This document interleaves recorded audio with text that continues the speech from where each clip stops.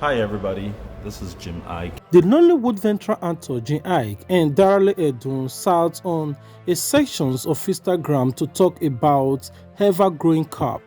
The new editions being the authorized debut of the ebook series, The Gift in the Hood. The volume 1 of this series is titled The Walking Through Walls and is out now. Hello everyone, welcome back to Plan B TV Talk Show. For those of you who is looking for how to struggle through life to become a worthy person, I believe this video is just for you. So chill and watch till the very end. In this particular videos, Jim Ike discussed with no boundaries about his lifestyle and perspective, how he had made it. I know a lot of people is going to be thinking, I know it is not movie that's giving this guy money. A lot of people have been saying who he has the clothing. A lot of people have been guessing. So I believe that if you watch this video to the very end, you will understand how he made his money. I know I wouldn't want to talk too much. I want you guys to watch this particular videos. Nowhere on earth like this country. Okay, and yes, we can forge partnership, we can form dual citizenship with other nations so that they can foster a certain ambition that we have. But no, this is where we live, breathe, and where we'll die. And for that reason, it's ours. And so any one of us that can serve in a certain capacity, it's a thing of honor. I'm just saying that currently, the people that are right now in leadership were young ones. They were in their 20s, their 30s, their 40s when they took mantle of leadership. The only thing that happened was that they refused to leave. Check our history. The same people, the same class, cadre, realm of people have been ruling us all this time. All they're doing now is just positioning their children to take over the same ideology they have and then move forward. But it's the same people. They grew up before our eyes, before our father's eyes, before our grandfather's eyes. Most of them are the same. Some of them mantle of leadership from their 20s, 30s, 40s. They just refuse to evacuate. That's what's going on. Okay? So I thought with this new kind of people, they would think differently. And so when they didn't, I would go through the point. And I thought, let me take backstage. What I wanted to do was focus on my business. A lot suffered during that political endeavor. Untamed suffered, created 2 or 3 business entities because I wasn't filming there. Don't forget that entity was totally lost. I was totally an entrepreneur, a businessman, a politician. I would follow them to rally, follow them to everywhere. But I was also neglecting my business because I believed. I was a believer. I wanted this to work. So when my personal business is suffered, because don't forget, I gave it up into the hands as successful as I knew it to be. Immediately, the leader. I called somebody that I went to postgraduate, some dude, and I said, listen, take over. I mean, he had the right papers. Again, the lesson of life that I learned, that it's never been about papers. He had his master's. He was bright, literally. And I thought this is the kind of person that should be running my business. And then the street smart dude walked into my office and said, oh, God, I can do this. Done it before. I have a proven roadmap as to how to take this entity to the next level and make it a national, intercontinental brand. I didn't believe this guy because he didn't have the right paper qualification. I brought a guy with a double master's, and 1 year ran my entity to the ground because they ran circles. It wasn't smart. It wasn't street smart. It wasn't like it was siphoning me, but my staff were running circles around him, stealing from me constantly, and he wasn't in the know. But this street smart guy started working for me in the construction and a different entity, and nothing went past him. It became a fixed lesson in my life of how to approach, the whole issue of staff, poaching, how to bring people to work for you. So that's what happened with politics. We're sitting back. We want the water to clear a little bit. I want this whole dispensation to blow over. Because this is the main thing that was also a problem that I found with the other people that we had conversation with. Listen, I can dislike you because you're Hausa, Yoruba, you're Muslim, you're Christian, you're pagan, you're Christian. The fact is that if I'm not on the same page with you, or I dislike you because of your political or religious or cultural inclination, it's called prejudice. And I'm well within my right if I'm not informed enough, I'm not researched enough, to feel that way. It's my fundamental right. Now, what I found downright evil was that because some people were different, because you were in the realms of power, and because you were different social, how do you say, a different religious and cultural inclination, you decided to shortchange and impede the advancement of another set of people because you had the power to socially, to socioeconomically, disenfranchise. That is downright evil, and that is what is going on right now. Okay, it is what is going on right now. It is wrong. Everybody says Nigeria, but everyone own it. What will I tell my child that you don't have the same opportunity as the person that is of a certain political or religious or cultural divide? You can't fight to be president. You can't become president totally based on the content of your character and your mind and your platform pursuit. The stretch of the measure of who you are as a worthy opponent, as a citizen of this country, that is not within your reach because some people feel is their birthright. That is the whole problem and with politics then. I thought, let me step back, let people do their thing. Let's look at these next presentations. We'll begin to apportion ourselves where we'll come in and take it from there. There's always been interest. I'm just waiting. But I'm not going to do the monkey business of jumping there when I know I can't win. I don't know how to lose. I'm not going to do that to see other people's, propensity by just saying, oh, I want to be that governor, president, PA, or whatever. There's a time I was offered commissioner or PA. I can't remember which one it is that came through our filters to me. I'm like, bro, I'm bigger than that. I'm not, what am I going to do? To be someone's PA or someone's commissioner? Nah, man, what am I going to do in that? Not your thing. Yeah, so that's exactly where it stands for me. Okay, I'm not going to do it because I feel it's my fundamental right, and I want to make a caricature and just jump around and say that I'm in a position that I know well within my right that I can't have. No, I position myself strategically. I prepare myself financially for it, and that's the whole obsession with financial independence. Because whether you like it or not, politics here is capital intensive. You have to have some major breakthrough. So, the positioning is a long haul of endeavors. You're not going to wake up and somebody would pay you through a system. You conform to his beliefs, and then he would decide every pace that you go.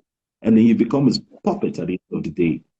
If I have to have a voice, my voice. And the way I own my voice is to own beliefs. Well said, well said. And Jim, I feel like well, all thanks to Darale Hedun for certainly knew how to dive into the unconditional mindset of Africa's greatest Eggman and serve us the tea that eluded us for years. Okay. As of those of you who are eager to watch this particular video to the very end, you can kindly go to Darale Hedun Instagram page as J.I.K. introduces Walking Through Walls. This is a country of immense human and natural resources like no other place on earth. The most populous population in the world, of every 5 or 6, please stand corrected, one of them is Nigerian. Where else can we go? So politics is in my blood. I was born with it. I live by it. I will die by it. I tried to get my feet in once, and I found it too crazy. It was the demands. I mean, people were ordering the pattern of my life long before I was able to speak my mind. My mind is deep. My soul is old. My soul is 100 years old or more. Okay, what I have to offer, what I bring to the table is immeasurable. And so whenever I find somebody that is far inferior intellectually, again, I apologize, trying to make me or confirm how I think, so I try to see people of like minds, people that could sit with me, that, we had a common goal, an equivocal approach to politics that would change the tide of our nation, get young people, exciting young people to come on board and understand there's a millennium involved. There's a new dispensation, a new partner, a new ideology, a new horizon involved, and bring people on board and understand this thing implicitly. You and I are the people that were gifted enough to be caught between these two. Okay, we Yeah. understand how the old functions, we understand how the new functions. We're a very unique realm of people.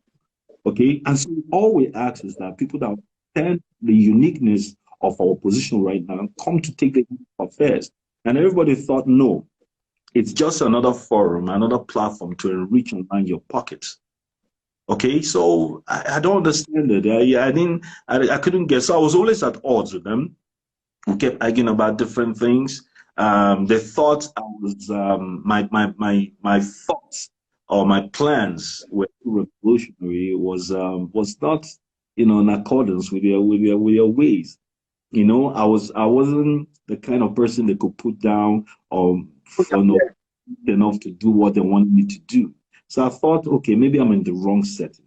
This party is not for me.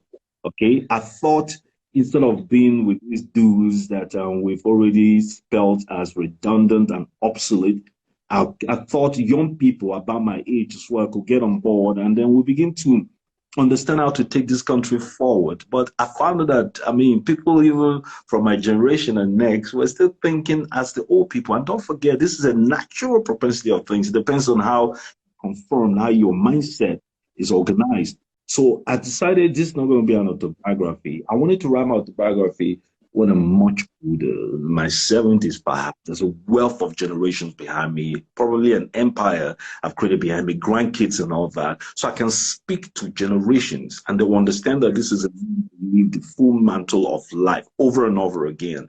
And we can hear this man. But I wanted to give you a roadmap, a sort of sense of how I think. The unorthodox, untraditional, conventional ways I've always approached things that are, a norm in life. And the way I've done everything in my life to be different. And the way I've done everything, I've always been an outsider. I've never felt fully accepted anywhere. Seriously, that's a fact. Not in the industry, not anywhere. We all know the story of how I started the industry. We all know the story of where my family stood. I've always felt an outsider, but the ones that accept me without reserve.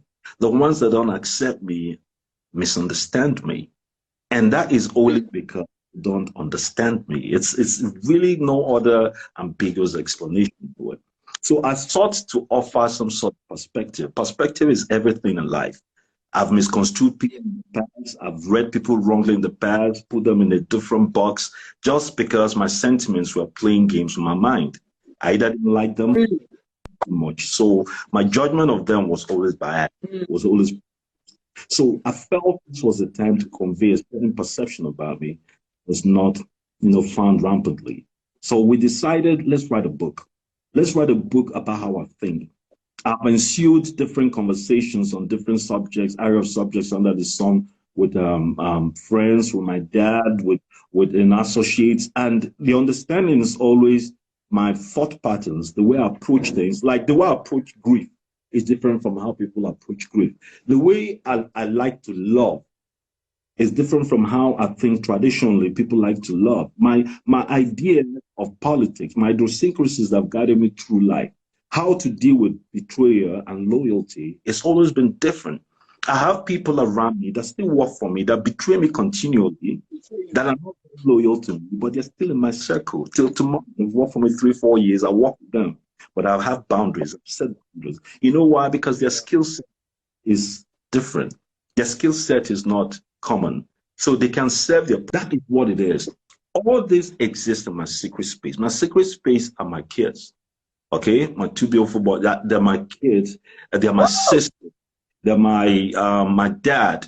Okay, my best friends. Okay, my business reach. I own stuff that a lot of people they're not aware of. I'm not ready to celebrate issues about it. I'm partnership on so many realms with different entities that it makes no sense to talk about, because to talk about it might force me to start to live a certain life that is anathema to partners. Okay, the fact that they can trust me to say, "Hey, this is what it is." I remember this deal we did. Someone brought me on this deal. An ex-girlfriend. Okay, brought me on this deal. She called me and said, "Listen, you were a terrible boyfriend. Okay, I couldn't get hold of you. Seen her twice a year. I was so busy moving around." She said, "You have to be the worst boyfriend. You have to be the worst boyfriend ever. How can you leave all this? I mean, chasing what?" But at the end of the day, she understands something about me, that I don't play with business. I'm on a different realm. I'm a different animal when it comes to that. And when an opportunity came, she said, Thank you very much for watching our video to the very end. If you are our subscribers, thank you for always coming back to watch our videos from Facebook, from YouTube. We really appreciate everyone that is supporting us. If it's the first time of coming across our videos, why not take a moment of your time to visit our platform and follow us on Facebook and subscribe to our YouTube channel. This is the only way you can support us, by sharing and commenting and giving your view about these specific videos. Until we meet again, stay tuned with Plan B TV. Peace out.